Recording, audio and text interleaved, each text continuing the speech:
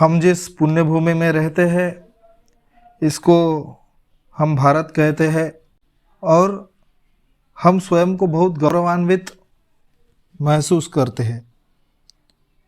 हमारा भारतवर्ष जो है प्राचीन काल से विश्व का मार्गदर्शन करता आ रहा है। यह कोई भौतिक मार्गदर्शन नहीं है, आध्यात्मिक मार्गदर्शन है।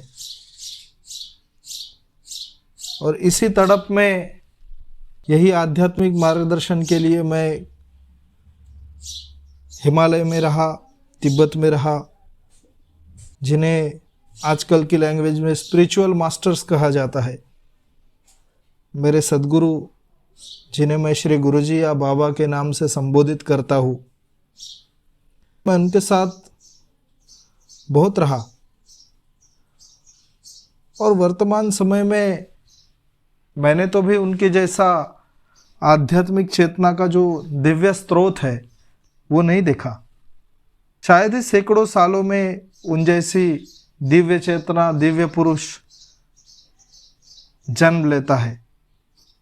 मेरे जीवन काल में मैं कुछ साल उनके साथ रहा। वो क्षण मेरे लिए जो है वो स्वर्णिम क्षण थे। इस समय में जिनके सानिध्य में मैं रहा, उनके साथ रहते हुए कुछ जो जटिल आध्यात्मिक तत्व है जो सहजता से नहीं समझ में आते, जो सामान्य जो मानव है उनके विचारों से दूर है,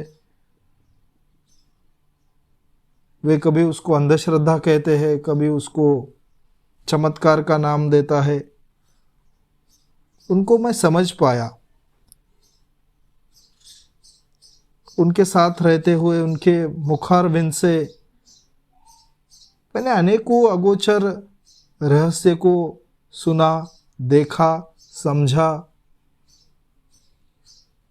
उस पर विचार करने लगा, कुछ की अनुभूति भी की। कुछ कुछ चीजें तो ऐसी थी कि हम सोच भी नहीं सकते, विचारों से परे है। कुछ ऐसा भी था कि जिसका सिर्फ अनुभव हो सकता है, उसको व्यक्त करना, उसको समझाना या उसको लिखना तो वाणी को विराम मिल जाता है। और ऐसा ही एक रहस्य है दिव्य ऋषियों का समूह।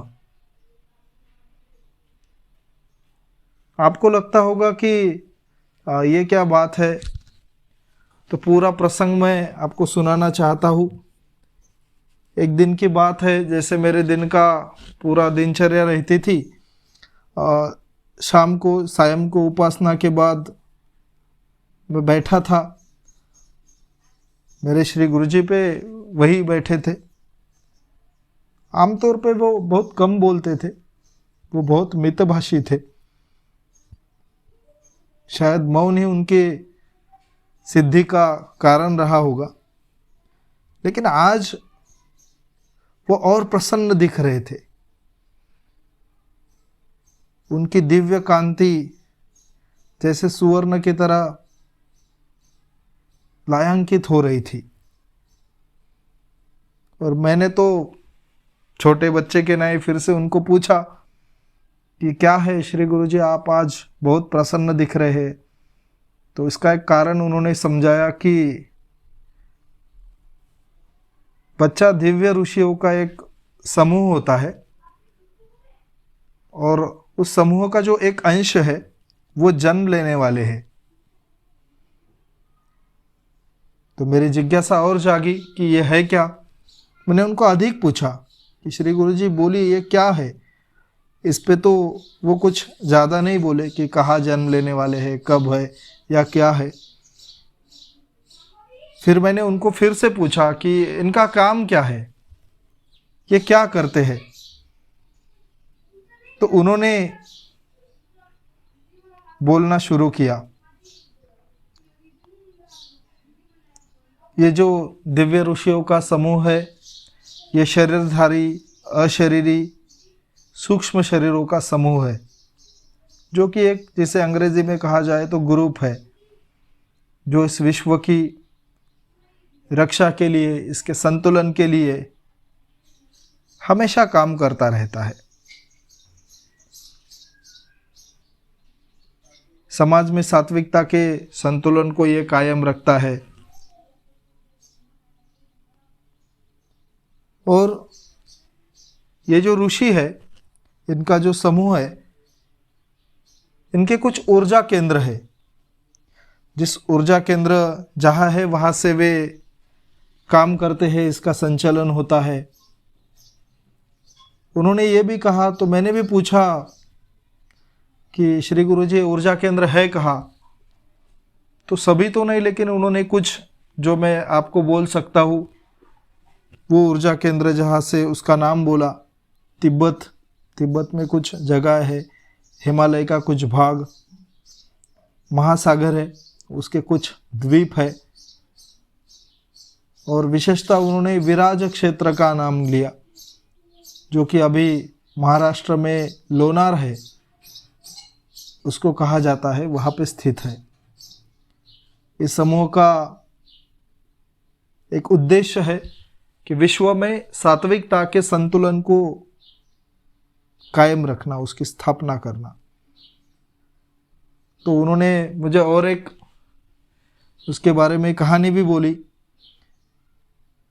कि तवांग में एक तांत्रिक था, और उन्होंने बोला कि वो तांत्रिक अपने जो संकल्प है, उस संकल्प की शक्ति से, अपने सिद्धियों से जो सात्विक तत्व है उसको अशुद्ध करता था।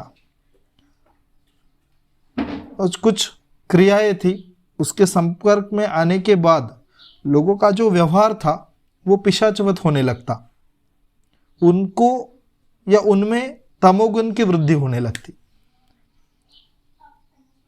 इस उपाय के लिए यह जो समूह है, जो संघ है, उन्होंने कुछ जगह, जैसे रामेश्वर में जो जल तत्व है, जल तत्व के लिंग की स्थापना की।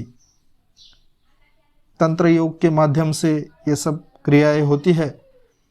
कन्याकुमारी में शक्ति विग्रह की स्थापना की, जो कि अग्नि तत्व की प्रधानता रखता था। और सूक्ष्म रूप से इस क्रियाओं को संपन्न किया जाता है।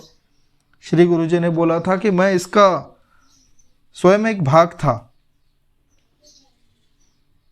उसके बाद उन्होंने जल में सात्विकता, जैसे हम तीर्थ लेते हैं ना, कोई भी तीर्थ स्वरूप में गंगा जी का पानी जो है उसको तीर्थ जैसा हम मानते हैं, तीर्थ ही मानते हैं। जैसे किसी जल में अपने संकल्प के द्वारा सात्विकता को प्रवाहित कर दिया, और वो जो जल है जहाँ जहाँ से गुजरता है, जहाँ जहाँ से जाता है, या तो फिर जिसके उपयोग में आता है, उसके सूक्ष्म शरीर में धीरे धीरे सात्विकता आने लगती है। लेकिन वो जल पीने वाले लोग कौन होंगे, या जिसके संपर्क में आएंगे वो लोग कौन होंगे, इसका जो चयन है, उसका चयन प्रकृति करती है।